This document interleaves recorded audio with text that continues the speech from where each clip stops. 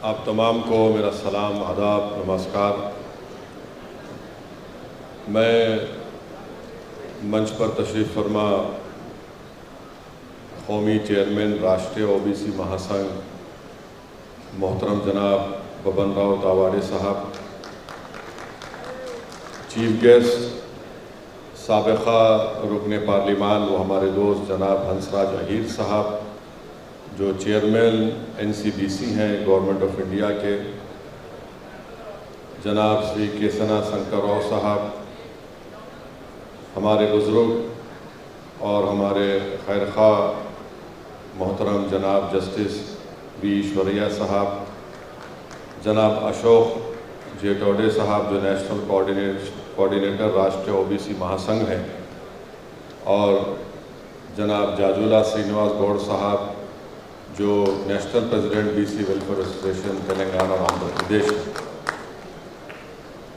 और मंच पर बैठे हुए तमाम ज़िम्मेदार हजरात, मैं आप तमाम का शुक्रिया अदा करता हूं कि आपने मुझे आपके इस कौमी कन्वेंशन में यहाँ पर आने की दावत दी। और मैं शुरुआत में ही आपको ये बताना चाहूँगा कि अभी जो 42 रेजोल्यूशन को यहाँ पर मंजूर किया गया है, मैं अपनी जानिब से, अपनी पार्टी की जानिब से, हमारे तमाम लोगों की जानिब से इसका सपोर्ट करता हूँ और उम्मीद करता हूँ कि ये तमाम 42 रेजोल्यूशन हमारी ज़िंदगी में हम इसको पूरा होते देखेंगे।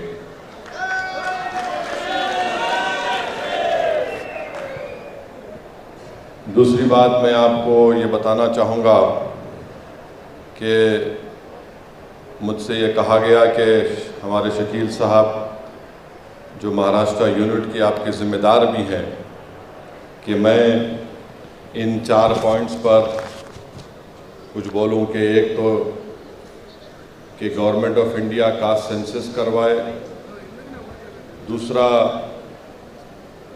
एक अलहदा ओबीसी मिनिस्ट्री को बनाया जाए और उसको बजट दिया जाए ओबीसी पॉपुलेशन के मुताबिक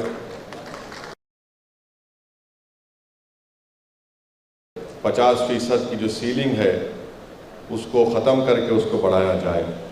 तो मैं इन 4 चीज़ों पर यही बोलना चाहूँगा कि भारत सरकार के आंकड़े ये बताते हैं कि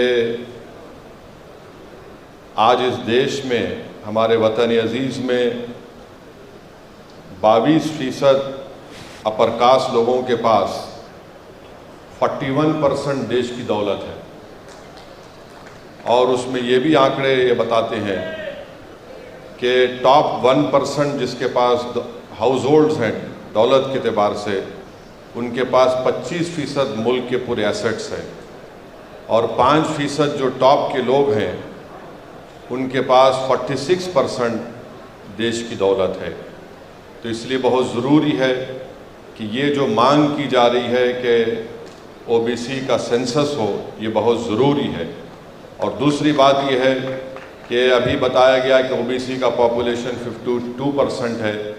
मैं नहीं समझता कि 52% है, बल्कि ये 60% के ऊपर होगा। मगर अफसोस की बात यह है कि 52% को 27% के लिए लड़ना पड़ता है। माने 52% 27% के लिए लड़ेंगे, और जो 22% अपर कास्ट है उनको 50% कोटा दे दिया गया। तो ये सरासर नाइंसाफ़ी है, और हम हुकूमत से डिमांड करते हैं कि वो इस पर गौर करे। इसीलिए बहुत ज़रूरी है कि कास्ट सेंसस हो, ताकि ये मालूम हो जाए कि इस कास्ट सेंसस में किसके पास कितनी दौलत है, किसको उसके हिस्से से महरूम कर दिया गया, और कितने लोगों को पब्लिक एम्प्लॉयमेंट में, एजुकेशन में उनको उनका हिस्सा मिला। जो राज्यसभा में भारत सरकार ने डेटा दिया है उसमें यह बताया गया कि 457 सर्विंग सेक्रेटरीज, जॉइंट सेक्रेटरीज और एडिशनल सेक्रेटरीज जो भारत सरकार में है, उसमें से 457 serving secretaries, joint secretaries, additional secretaries में सिर्फ 19 ओबीसी कैटेगरी के हैं। तो ये इसको सही करने की ज़रूरत है। तो इससे मालूम हुआ कि सिर्फ 12% उनको उनका हिस्सा मिले। अब आप आ जाइए, ये सवाल मैं इस पार्लियामेंट सेशन में डाला हूँ, जस्टिस ईश्वरैया साहब इसमें ख़ास तवज्जो लेंगे कि जो हाई कोर्ट के जजेस अपॉइंट किए गए 2018 से जुलाई 2023 तक, यानी 458 में माने 75% हाई कोर्ट जजेस जो अपॉइंट किए गए 2018 से जुलाई 17 2023 तक, ये तमाम के तमाम जनरल कैटेगरी के थे और ओबीसी के सिर्फ 11% लोगों को जजेस बनाया गया। आप जाकर देख सकते कि मेरे नाम से मैंने ये सवाल डाला है और उसका भारत सरकार ने जवाब दिया कि जितने जजेस अपॉइंट हुए 604 जजेस में से सिर्फ ओबीसी के 11.92% को जजेस बनाया गया है। वैसे आप आ जाइए कि भारत सरकार के सेंट्रल यूनिवर्सिटीज़ में पूरे देश में 313 कोटा के पोस्ट हैं, जिसमें से सिर्फ 9 ओबीसी प्रोफेसर हैं। तो ये इसको भी सही करने की ज़रूरत है। अब जब इकोनॉमिक वीकर सेक्शन का कोटा लाया गया था पार्लियामेंट में, मैंने उसके खिलाफ बोला, उसके खिलाफ वोट भी दिया और मैं आपको बताना चाह रहा हूं कि मैंने ये क्यों कहा था कि गलत हो रहा है। ये गलत इसलिए, इसका एग्जाम्पल आपको दे रहा हूं कि एक रिक्रूटमेंट का नोटिफिकेशन अक्टूबर 2020 में institute of banking personal selection का आया। उससे ये मालूम हो गया कि 10% कोटा ओबीसी का जो कोटा है, ओबीसी का SC ST का कोटा को कम कर दिया है। ये भारत सरकार का एक नोटिफिकेशन है institute of banking personal selection का।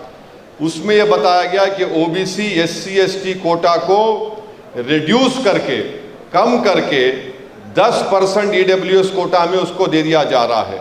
और मालूम यह हुआ कि 49.5% से ये 40% पर आ गया। अब आप बताइए, नाइंसाफ़ी नहीं है तो क्या है? आखिर में ये जो 50% की सीलिंग है, ये संविधान में नहीं है। ये क्रीमी लेयर की बात संविधान में नहीं है। मैं बड़ी इज्जत के साथ कह रहा हूं कि ये बनाया गया है कोर्ट की तरफ से, ये इन्वेंशन किया गया है। और अगर सरकार चाहे तो 50% कोटा को ब्रीच करना चाहिए, उसको बढ़ाना चाहिए और क्रीमी लेयर को भी सोचना चाहिए ये क्रीमी लेयर से कितना नुकसान होता है। अभी हमारे बबन राव साहब ने कहा कि जस्टिस रोहिणी कमीशन के बारे में कहा गया है, बिल्कुल मैं उसको सही मानता हूं। पहले 50% कोटे को ब्रीच करिए आप, उसके बाद आप रोहिणी कमीशन की बात करिए, उससे पहले बात करना ठीक नहीं है। और आखिर में जो आपका डिमांड है कि कॉन्स्टिट्यूशनल अमेंडमेंट होनी चाहिए, रिप्रेजेंटेशन ओबीसी को, SC ST को लोकल बॉडीज़ में मिलना चाहिए और असेंबली और पार्लियामेंट में मिलना चाहिए। मैं पूरी तरीके से आपसे कह रहा हूं कि मैं इसका साथ हूं। संविधान में अमेंडमेंट होना चाहिए। और याद रखिए, हमारे भारत की राजनीति का उसूल ये है, उसकी तल्ख हकीकत ये है कि जिसके पास पॉलिटिकल पावर होगा उसी की तकलीफ को दूर किया जाएगा। अगर आपके पास पॉलिटिकल पावर नहीं है, आप रोते रहिए, आप इस दुनिया से चले जाइए, मगर हालात बदलने वाले नहीं हैं। तो पॉलिटिकल पावर को हासिल करिए।